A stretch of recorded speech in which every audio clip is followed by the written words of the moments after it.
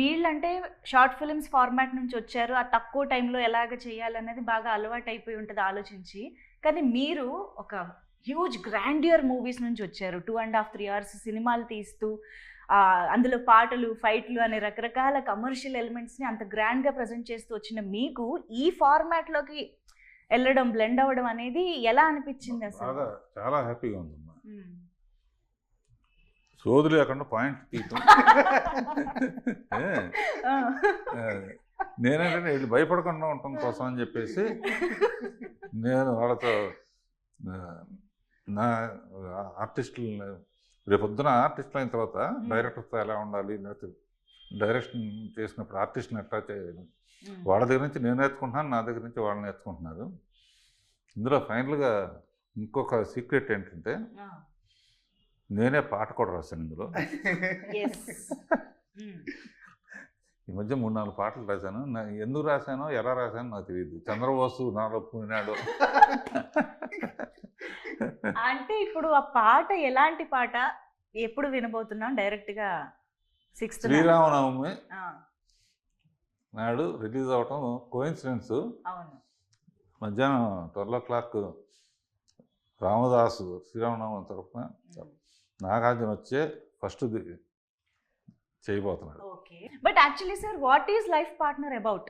అంటే life partner అంటే couple మధ్య ఒక ఇది కథేమో అని అర్థం అవుతుంది, కానీ కపుల్ మధ్య రకరకాలు ఉండొచ్చు కదా. రొమాన్స్ ఉండొచ్చు, గొడవలు ఉండొచ్చు, అండర్స్టాండింగ్ ఉండొచ్చు. అలా ఏ ఆస్పెక్ట్ ఆఫ్ లైఫ్ పార్ట్నర్ని మేము చూడబోతున్నాం? లవ్ స్టోరీ బేసికల్లీ మనం ఒకరి మీద ఫీలింగ్స్ కలుగుతాయి, అది లవ్ ఆర్ ఎల్స్ ఏదైనా. అంటే మన టీనేజ్లో కానీ ఏదైనా ఆ మనిషి మనతో ఉండొచ్చు, లేకపోవచ్చు, బట్ ఆ ఎమోషన్ అయితే మాత్రం ఎప్పటికీ మనకి గుండెల్లో ఉంటూనే ఉంటుంది.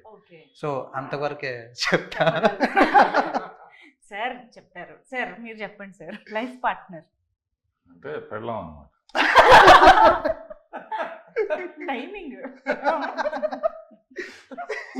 మళ్ళీ ఈ స్టోరీ దానికి రిలేటెడ్ అనుకుంటారేమో సార్. అందులో నా పెళ్ళాం అన్నాను. Okay sir, what is life partner according to you sir? నా లైఫ్ పార్ట్నర్ డైరెక్షన్ అన్నమాట, తర్వాత ఫ్యామిలీ. ఇప్పటికి ఆన్ కెమెరా చెప్పారు. కాదు, నాకు ప్రతి క్షణం రాత్రి వెళ్తూ కూడా తను రాసిన స్క్రిప్ట్ తీసుకెళ్ళి కరెక్ట్ చేసుకోవటం, సజెషన్స్ రాయడం, పక్కన మాకు రాసిస్తారు, పొద్దున్నే చూసి మళ్ళీ దాని తగ్గట్టుగా మళ్ళీ వేరే పర్స్పెక్టివ్లో మళ్ళీ రాయడం. ఇప్పుడు డైరెక్షన్ క్లాస్లో కూడా కొత్త డైరెక్టర్స్ ఎందుకు డైరెక్టర్లు అవుదాం అన్నాళ్ళకి మెయిన్గా అదే చెప్తూ ఉంటాను. ఇప్పుడు సోనియా కానీ ఇంకోళ్ళు కానీ కొత్తగా వచ్చిన వాళ్ళని నీ పాట నువ్వు రాసేసావు, ఇట్లా చెయ్యి అని చెప్పాలంటే ఏం చేయమంటారు అని అడిగితే ఇంట్లో అద్దం పెట్టుకో, నువ్వు అద్దం పెట్టుకుని నువ్వు ఒకళ్ళు అడిగితే ఇదిగో ఇలా చెయ్యి అంటానికి ఇవన్నీ కూడా నేను విజువల్స్ చూపించేసాను అనమాట. అది దాని మలాన డైరెక్షన్ చేయటం అనేది ఊరిన కెమెరా పెట్టేయటం, లెన్స్ పెట్టేయటం కాదు. ఆర్టిస్ట్కి ఎక్స్ప్లెయిన్ చేసే విధానంలో మనకి ఇలా కావాలని తెలియాలి. అసలు అందరూ ఒకలాగా చేయలేరు కదమ్మా.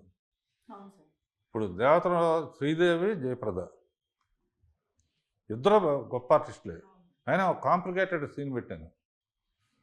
ఇద్దరు సైలెంట్గా ఉండాలి, ఒకరు ఎవరి ముందు మాట్లాడాలని. ఈ గ్యాప్లో ఏం చేయాలి? సైలెంట్గా ఉంటే ఎంత గొప్ప నటులైనా కూడా కొన్ని ఇబ్బంది ఉంటాయి కదా.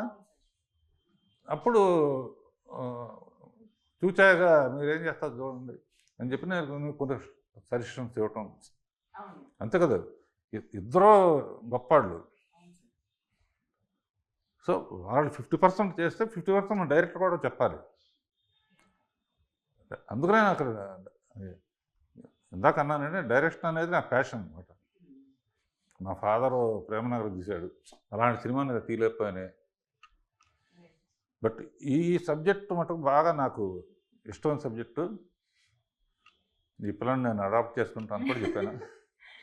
వెరీ నైస్ గర్ల్ అండ్ మంచి క్యారెక్టర్ ఉన్న సింహాచలం విశాఖపట్నం పుణ్యక్షేత్రం నుంచి వచ్చాడు.